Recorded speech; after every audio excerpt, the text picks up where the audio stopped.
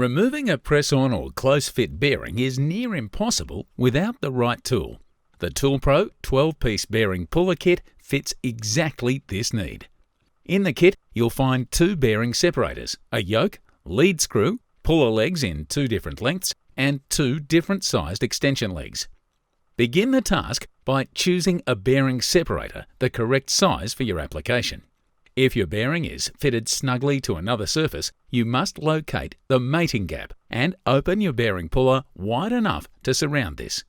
As you tighten the nuts on the bearing puller, the tapered edges will close in and open a gap behind the bearing or race. Once the space behind your bearing or race is wide enough and your bearing puller has enough purchase, you can begin to remove it from the shaft. Select 2 of the same length puller legs from the kit. Use the shortest legs possible to clear the shaft. Thread one end of the leg into the puller, locate the yoke over the other ends, and tighten the nuts onto the yoke. Now thread the lead screw through the yoke until it contacts the center of the shaft, and tighten the lead screw to gradually pull the bearing free.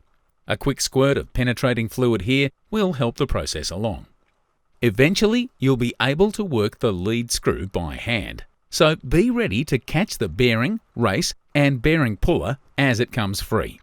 That's all there is to it.